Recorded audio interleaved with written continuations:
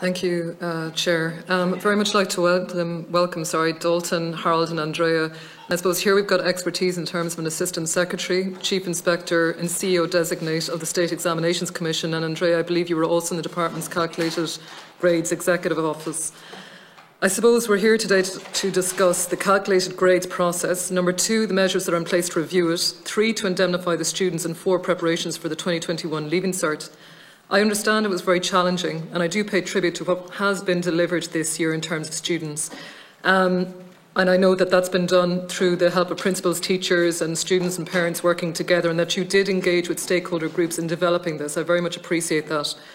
My issue in particular is, coming from a project management background, is really around how on earth this system, had errors in it to such an extent that there are over, 6,100 students that have been affected by these coding errors. Polymetrica found that themselves, that Irish, English and Maths plus the 2 best subjects instead of the 2 worst instead of the 2 best were being used. Then the department, I understand yourselves, you went through it as well, although at a later stage, when maybe it should have been done at an earlier stage, and found that CSPE had been left out.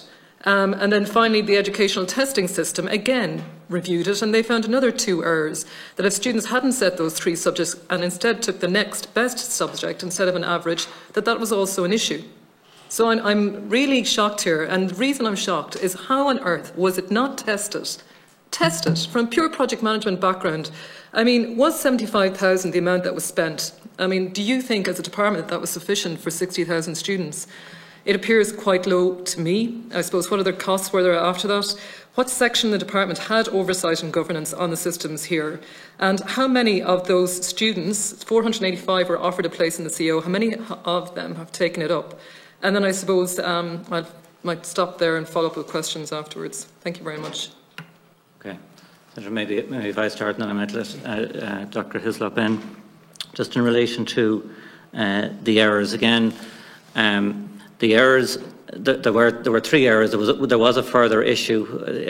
Educational Testing Services characterised it as the 4th as an issue rather than an error, but it was something that was at slight variance with what was described, but didn't have any impact on students, and it was something that we sought to clarify that with them.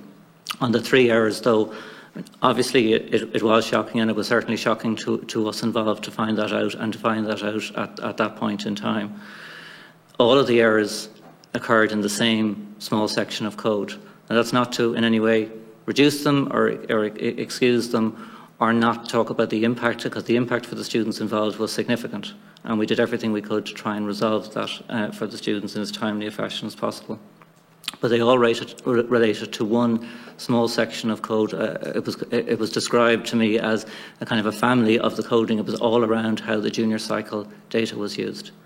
And it was a particularly complex piece of code, and Polymetrica, the company that we've used to do the coding for us, worked extensively and intensively over a very short period of time to do that, because other iterations of the standardisation model had looked at other ways to do this. So it had looked at using a number of junior cycle subjects, using English, Irish, Maths and the best 1, and eventually it was brought to English, Irish, Maths and the best 2, excluding the CSPE. And it proved a very complex piece of code, to the point where at one stage we thought it may not be possible to fully enact that and give effect to it, but ultimately it was possible. So, and to be fair to Polymetrica in this, they spotted the first error. We wouldn't, I don't think, have spotted the other errors, only for them coming to light and immediately alerting us when it was discovered that there was an anomaly there. And just before I just pass over to Dr. Hislop, just on the money issue, that initial money of about 71,000 was the initial cost. There was always envisaged that once we moved into implementation there was going to be further costs involved. And to my knowledge, I think that the current amount invoiced to date is about €193,000 in total. So maybe just pass over to Dr. Hislop, if that's okay.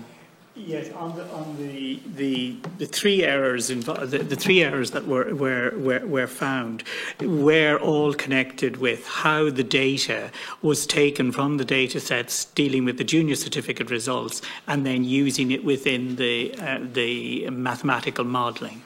I mean, Dalton has mentioned the degree of changes which we were going through.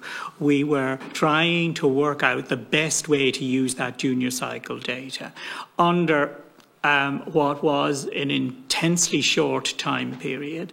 We had discussions at the National Standardisation Group about the benefits, the relative benefits of using all the subjects, of using the Irish English Maths and 1 or Irish English Maths and 2, and eventually came down on the Irish English Maths and 2.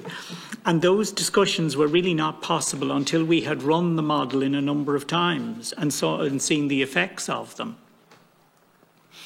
And it would have been preferable if we had been able to run complete checks on the code. That proved very difficult, in fact, impossible. What happened, first of all, we were conscious that we had Polymetrica working on the modelling, and we attempted to get